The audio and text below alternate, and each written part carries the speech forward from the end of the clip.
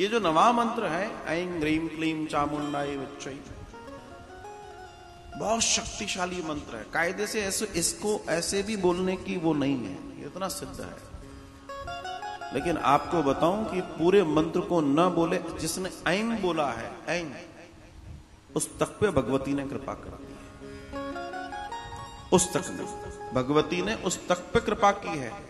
बस अंतर यह है कि आपके अंतर मन में वो दृष्टि होनी चाहिए। एक बार कौशल देश के देवदत्त नामक एक विद्वान ब्राह्मण रहते थे, जो निसंतान थे। राजा पुत्र प्राप्ति के लिए उसने विधि पूर्वक यज्ञ करवाया। गौबिल मुनि के द्वारा तमसा के तट पर यज्ञ हुआ। गौबिल मुनि की श्वास की उच्चारण थोड़ा सा बिगड़ गया श्वास लेने में, तो मंत्र में थोड़ा सा ऊपर नीचे हो गया। तो वो जो ब्राह्मण थे देवदत्त, उन्होंने टोका, और टोककर उन्होंने मुनि को श्राप दे दिया कि तुम गलत उच्चारण कर रहे हो, तुम्हारा पुत्र मूर्ख उत्पन्न होगा।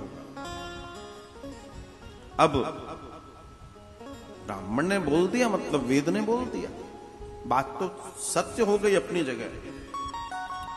अब उन्होंने मन में सोचा कि पुत्र अगर मूर्ख है तो उससे अच्छा पुत्र विहीन रहा जाए, पर मूर्ख पुत्र का क्या करा जाएगा। विद्वान तो यही सोचेगा।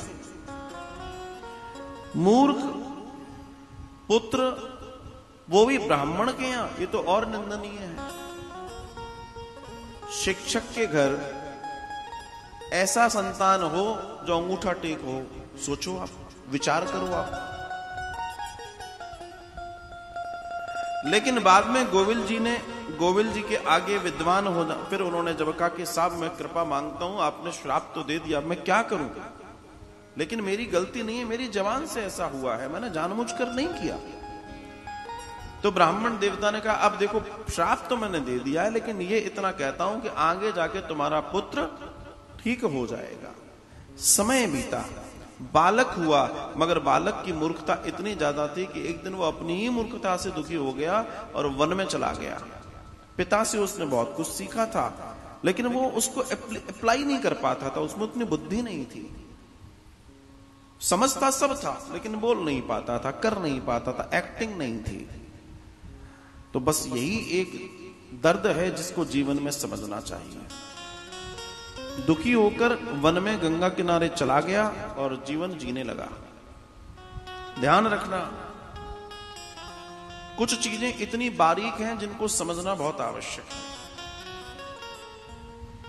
जो आज आपके पास नहीं है वो इसलिए नहीं है, मैं बार बार कह चुका हूं, वो इसलिए नहीं है क्योंकि आपने उसका बीज बोया ही नहीं है।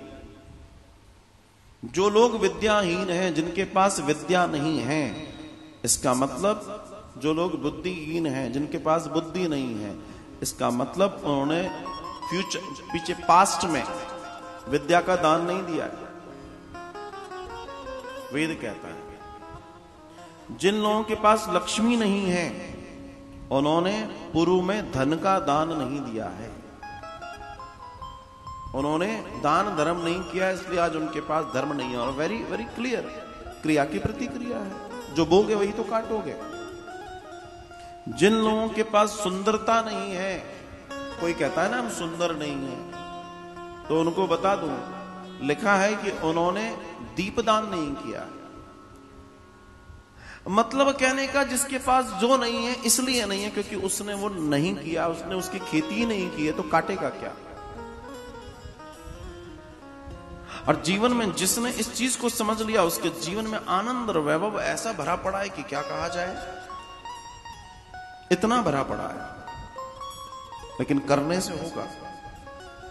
गंगा जी के पास जाकर उसने व्रत लिया कि मैं जब भी जीवन में बोलूंगा सत्य बोलूंगा, और इस बात को लेकर वो जीने लगा। एक शिकारी ने सुअर को बाण मारा, सुअर को, वो सुअर उस बाण लगा, उसमें वो दौड़ता हुआ जा रहा है और इस बालक के सामने से पीछे निकल गया।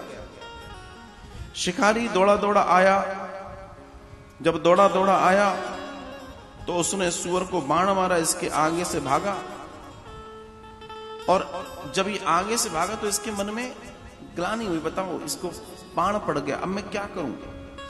तो उसने बोला ऐ ऐ ऐं ऐं, ऐसे ऐसे शब्द निकला, क्योंकि वो जानकार नहीं था, बोल नहीं पाता था। उसको देखकर उसके मुख से एंग एंग शब्द निकला, और जैसे ही एंग एंग निकला, उसके अंदर समस्त संसार का, ब्रह्मांड का ज्ञान अवतरित हो गया, सिर्फ एंग बोलने से।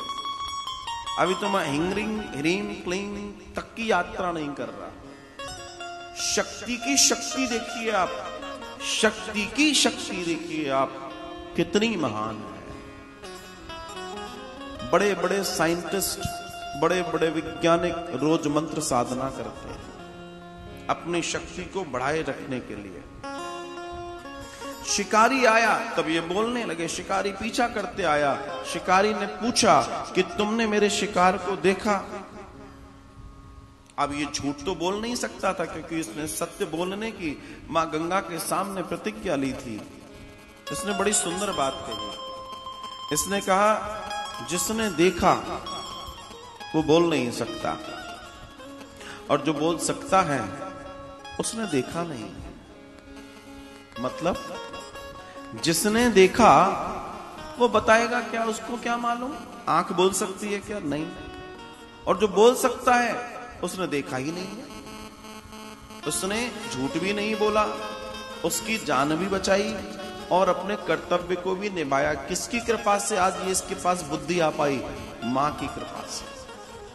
सिर्फ ऐंग बोलने से, अभी पूरा मंत्र नहीं बोला इसने, इसके अंदर इस ज्ञान का अवतरण हो गया। विचार कीजिए आप विचार कीजिए। लेकिन इसके जीवन में घटना घटी कैसे है? क्योंकि इसके अंदर मन बुद्धि चित्त था जो परमात्मा में लगाने का था। बस एक चीज जो थी, जो नहीं होनी चाहिए किसी के पास भी, कभी भी सत्संग में जाओ, लिखा है जब भी सत्संग में, जब भी गुरुजनों के पास, जब भी सिद्ध जनों के पास जाओ, आपके पास 4 चीजें हैं, मन बुद्धि चित्त और अहंकार। मन बुद्धि चित्त तो गुरुजनों के पास कथा में आदि आदि जगह ले जाओ, लेकिन अहंकार मत ले जाना। क्योंकि अगर तुम अहंकार के साथ किसी कथा में, किसी प्रवचन में, किसी सोर्स में, किसी चीज को जानने जाओगे, जिंदगी में नहीं जान पाओगे। क्योंकि वहां तुम्हारा तर्क वाला दिमाग काम करना शुरू कर देगा और वो तुम्हें बढ़ने नहीं देगा।